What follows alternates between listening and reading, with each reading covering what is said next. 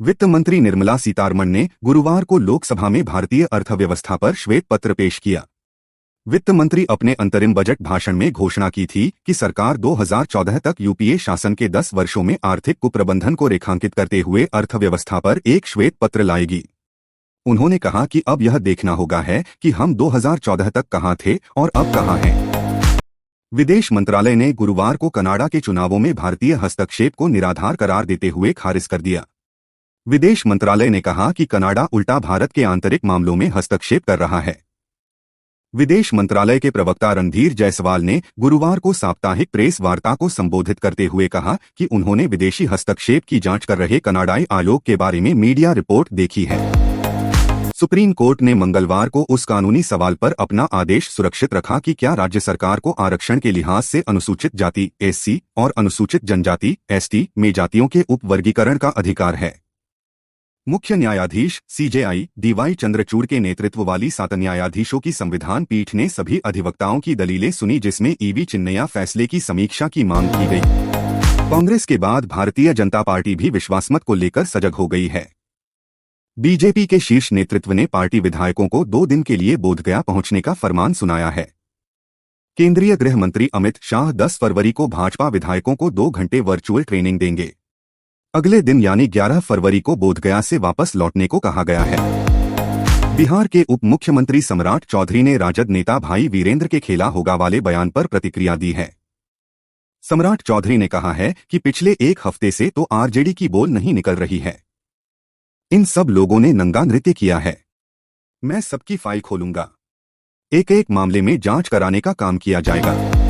Open access के तहत मार्च 2016 में एक समझौता हो जाने के बावजूद बिजली की आपूर्ति जनवरी 2017 से शुरू हो पाई, जिसका मुख्य कारण एबीटी मीटर के प्रावधान में देरी थी। नियंत्रक एवं महालेखा परीक्षक कैग की 2022 में संसद में पेश की गई रिपोर्ट के अनुसार ओपन एक्सेस की तरफ शिफ्ट होने में देरी की वजह से बिजली खरीद पर 75.10 करोड़ रुपए का अतिरिक्त खर्च हुआ। देहरादून से लगभग 30 किलोमीटर दूर स्थित डोईवाला ब्लॉक की बड़कोट ग्राम पंचायत की आबादी करीब 9000 है। यहां लगभग 1300 परिवार रहते हैं। 33 वर्षीय सरिता देवी वर्ष 2019 में प्रधान बनी। तब पंचायत घर खस्ताहाल था। गांव में सफाई की कोई व्यवस्था नहीं थी। पेयजल की भी किल्लत रहती थी। न सड़कें दुरुस्त थीं, न पथ प्रकाश की व्यवस्था ही थी। पाकिस्तान में हो रहे आम चुनाव के बीच Pakistan Muslim League Nawaz PMLN supremo Nawaz Sharif ने गुरुवार को मतदाताओं से नेशनल असेंबली में उन्हें बहुमत देने का आग्रह किया। पूर्व पीएम नवाज शरीफ ने जनता से आग्रह किया कि वे बाहर आएं और मतदान करें। उन्होंने कहा कि देश में स्थिरता लाने के लिए एकदलीय बहुमत की आवश्यकता है। रामलला की प्राण प्रतिष्ठा को लेकर स्वामी प्रसाद के बयान पर सपा नेता मनोज पांडे ने कहा, स्वामी प्रसाद जो भी कह रहे हैं मैं उस पर कोई टिप्पणी नहीं करूंगा। जो व्यक्ति अपना मानसिक संतुलन खो चुका है वह ऐसे ही बोलता रहेगा। पार्टी ने उन्हें कई बार कहा है, लेकिन अगर कोई विक्षिप्त व्यक्ति पार्टी का निर्देश नहीं सुन रहा है तो कोई कुछ नहीं कर सकता।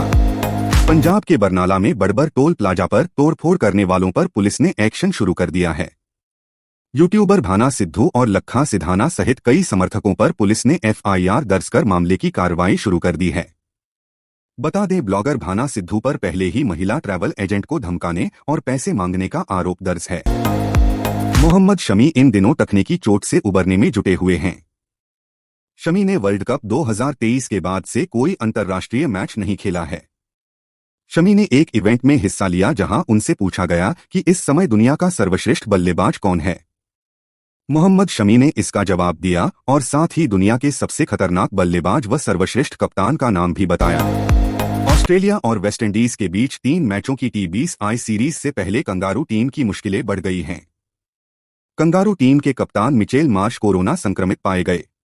हाल ही में मिचेल को लेकर एक बड़ा अपडेट भी सामने आया है।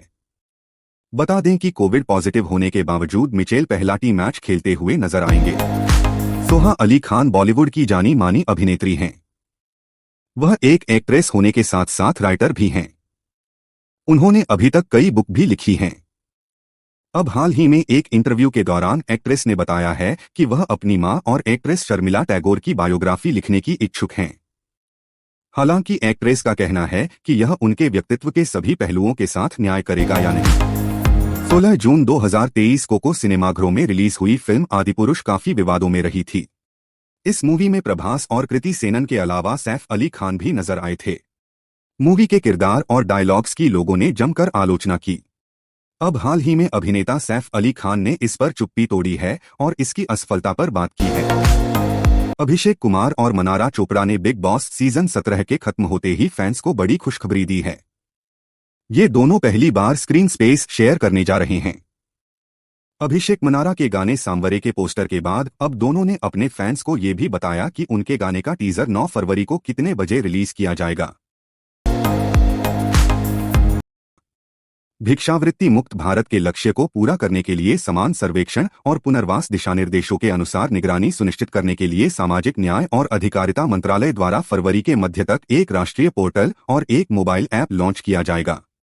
मालूम हो कि कोझिकोड, विजयवाड़ा, मदुरै और मैसूर ने पहले ही अपना यह सर्वेक्षण पूरा कर लिया है। अरब सागर में नौसेना की कार्रवाई चल रही है। भारतीय नौसेना का युद्धपोत INS सुमित्रा अरब सागर में कोच्चि से 700 समुद्री मील पश्चिम में सोमाली समुद्री डाकुओं द्वारा अपहरित मछुआरों को बचाया। लगभग 17 क्रू सदस्यों वाले ईरानी मछली पकड़ने वाले जहाज MV ईमान को सोमाली समुद्री डाकुओं ने अपहरण कर लिया था। कर्नाटक में मांड्या जिले के केरागोडू गांव में रविवार को उस समय तनाव पैदा हो गया जब अधिकारियों ने 108 फुट ऊंचे स्तंभ से हनुमान ध्वज उतार दिया। इस घटना के बाद राज्य में सरकार और विपक्ष के बीच राजनीतिक विवाद शुरू हो गया। सिद्धारमैया ने BJP और JDS पर हमला बोला। उन्होंने विपक्षी दलों पर लोगों को भड़काने की कोशिश करने का आरोप लगाया। अब मालदीव की संसद में बहुमत रखने वाली मुख्य विपक्षी पार्टी MDP राष्ट्रपति मोहम्मद मुइज़्ज़ू पर महाभियोग चलाने के लिए एक प्रस्ताव पेश करने की योजना बना रही है। चीन समर्थक राष्ट्रपति के मंत्रिमंडल के सदस्यों से मतभेदों को लेकर सरकार समर्थक सांसदों और विपक्षी सांसदों के बीच रविवार को संसद में झड़प होने के एक दिन बाद यह घटनाक्रम सामने आया है। जॉर्डन में टॉवर 22 नामक सैन्य चौकी पर एक ड्रोन हमले में कम से कम 3 अमेरिकी सैनिक मारे गए और दर्जनों घायल हो गए।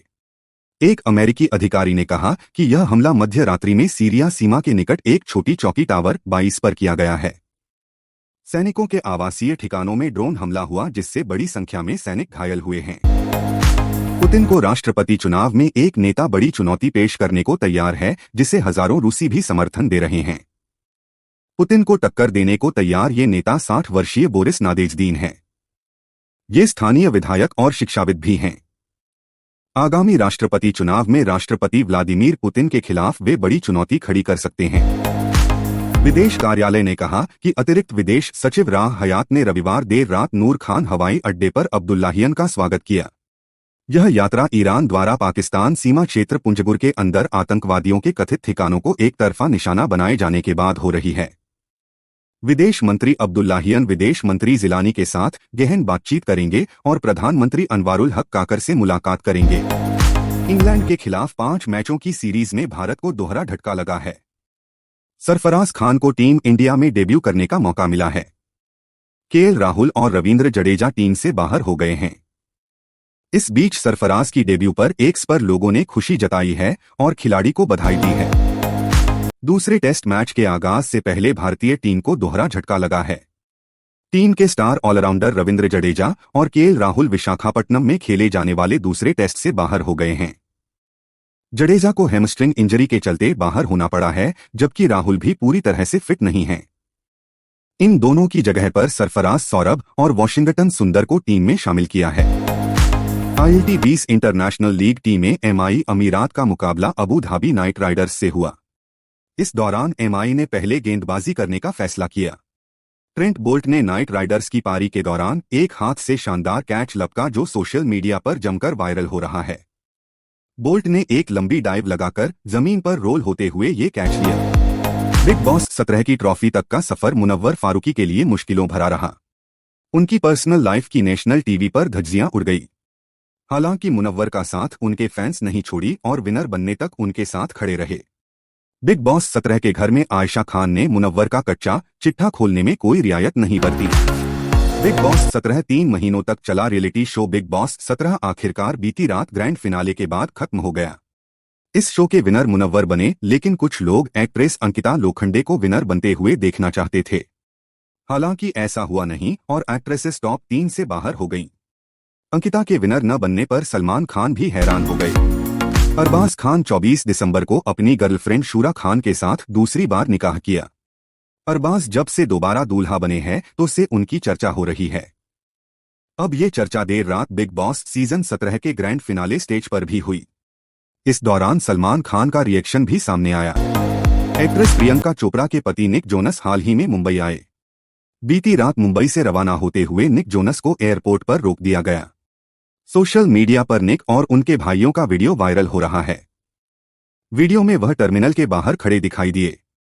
जानिए उन्हें और उनके भाइयों को क्यों रोका गया। फिल्मफेयर अवार्ड 2024 में सितारों का मेला लगा। 27 और 28 जनवरी को इस कार्यक्रम का पहली बार आयोजन गुजरात के गांधीनगर में किया गया। रणबीर कपूर से लेकर बड़े बड़े सितारों ने जहां अपने परफॉर्मेंस से हर किसी का दिल जीता, तो वहीं 12th फेल का इस अवार्ड फंक्शन में बोलबाला रहा।